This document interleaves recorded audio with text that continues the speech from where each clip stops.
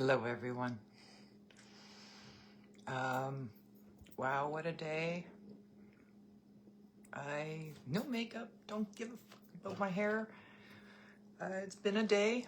My car is still in the shop. No, where do I start? Okay, let's talk about my shop first. They are the greatest guys ever. I am very fortunate to have come across them 7 years ago during a time which was really difficult. I am so very grateful to Ron and all of the menfolk at Extreme Tire that have been taking care of me all these years. I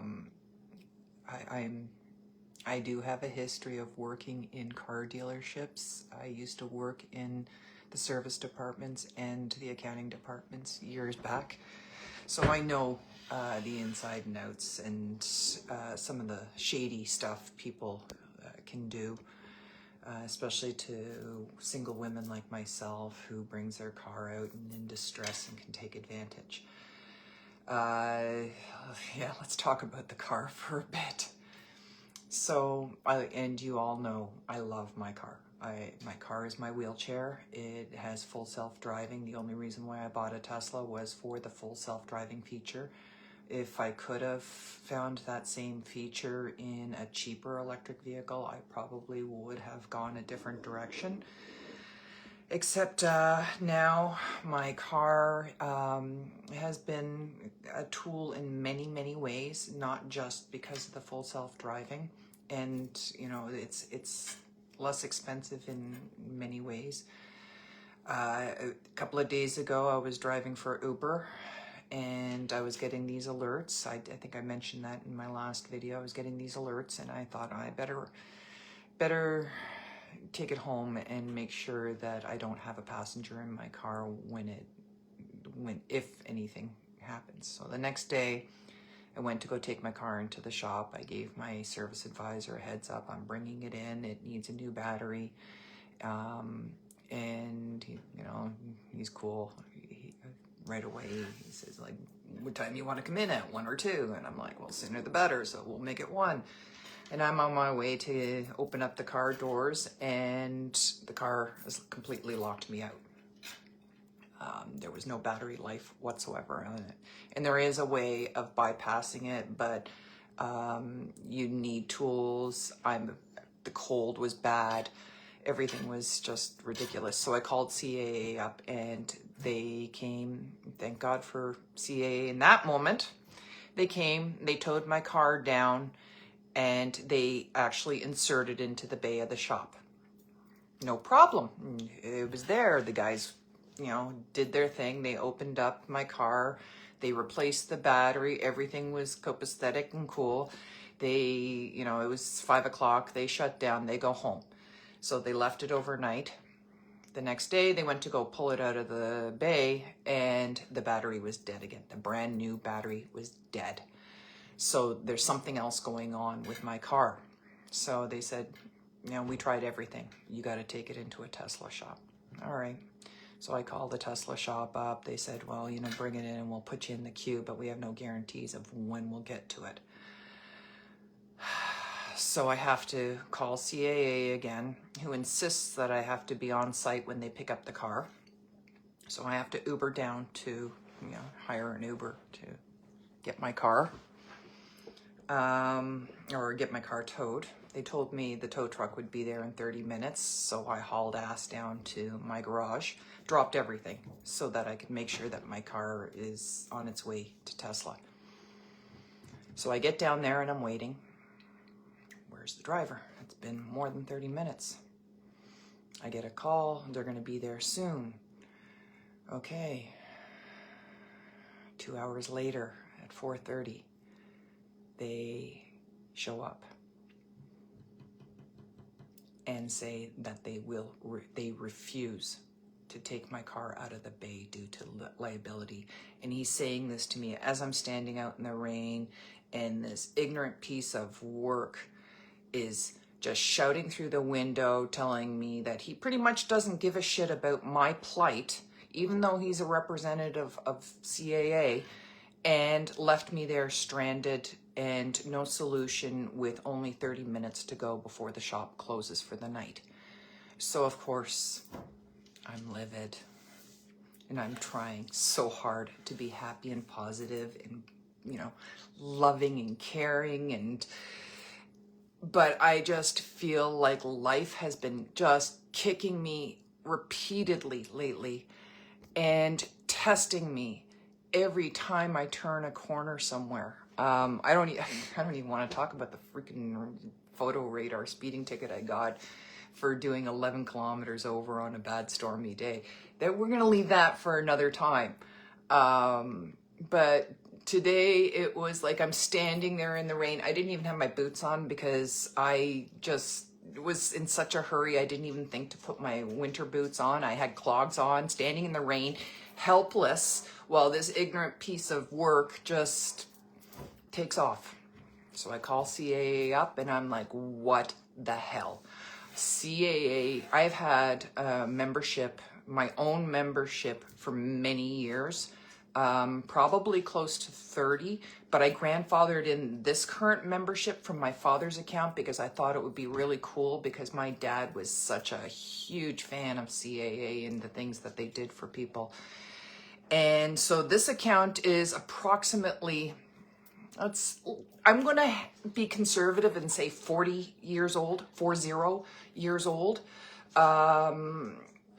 I would say if I really had to dig deep, it's probably closer to 50 or 60. And this is how they treat a long-term customer.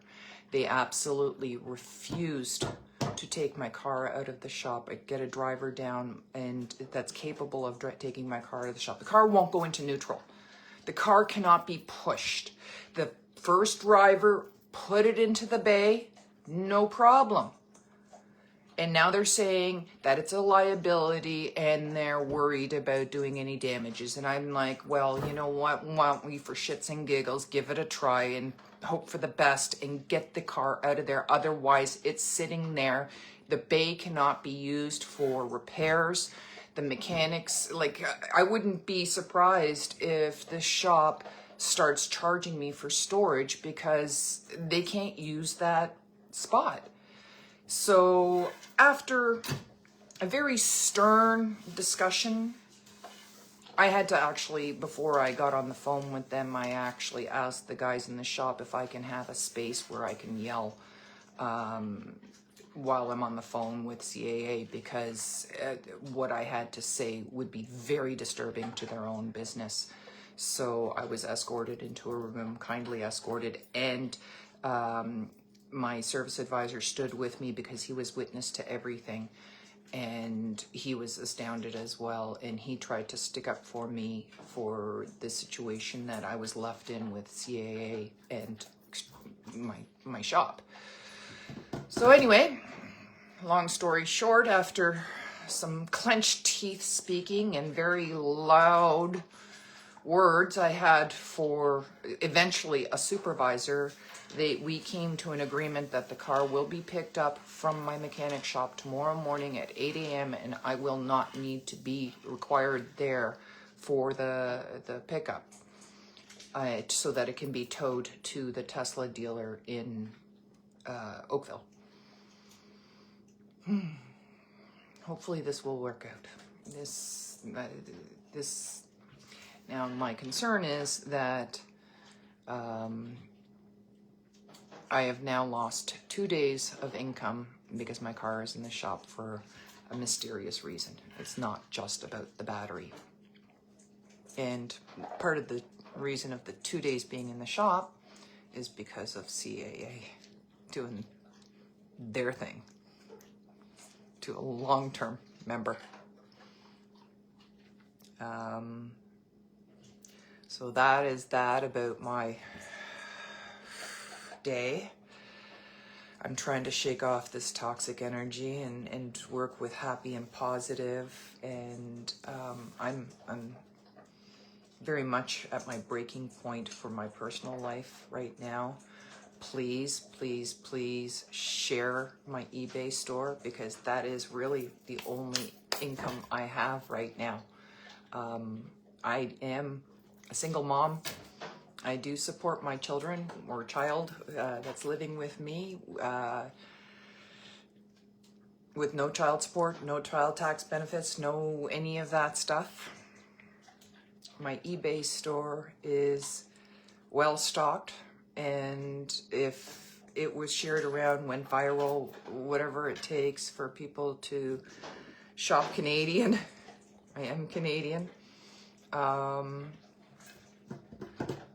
Yeah, fun times.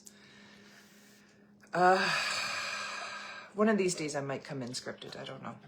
But it's not my news to share, but it is happy news. Now everybody is somewhat familiar with Victoria, my fairy godchild. I got some happy news this morning, first thing this morning, and I know she's watching right now. And I am so proud of you, girl. So proud of you. She was offered a position today with a permanent full-time position today with an airlines. I will not mention the name. She will be doing a video diary and posting on YouTube eventually to talk about the process, and I'm going to be sharing that YouTube video or the YouTube channel eventually when she's got it all together. But yes, Victoria, I'm very proud of you. I think this is going to be an amazing future for you, and I wish you all the best of luck and many, many happy adventures. I wish I was coming along to fly with you.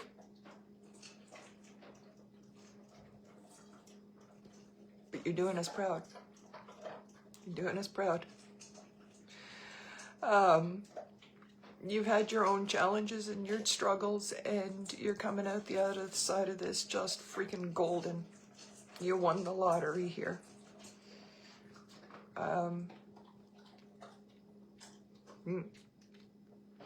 Anyway, I'm going to keep it short today. I just know I am so very happy and proud. And I wish I had some more great news to share from our side of the world. Don't make me cry, fully cry. I read your message. We are at our breaking point here. And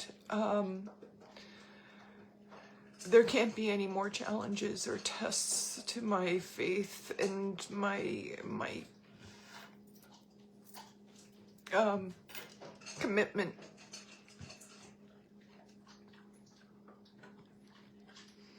I've had some friends help, shared some good words and some support. You know, everything else other than the financial aspect of what's going on here is just wonderful. Everybody's healthy. But it's like I take a step forward and I get knocked down again and again and again. And I keep getting up. I keep getting up because I know people are watching and they're cheering me on, and they often ask me, you know, how you do it. And you just keep on doing it. You keep on believing that something will happen that will make things better. It has to get better. I have no idea how much my car is going to cost me until they take a look at it, and it may be a few days before they take a look at it, and every day that it's in the shop doing nothing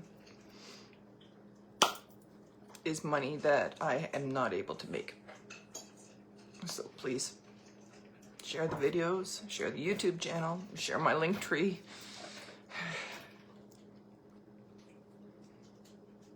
Shop my store. There's a lot of great things in there. Watches, vintage watches, collectibles, antiques. There's a lot of jewelry in there now.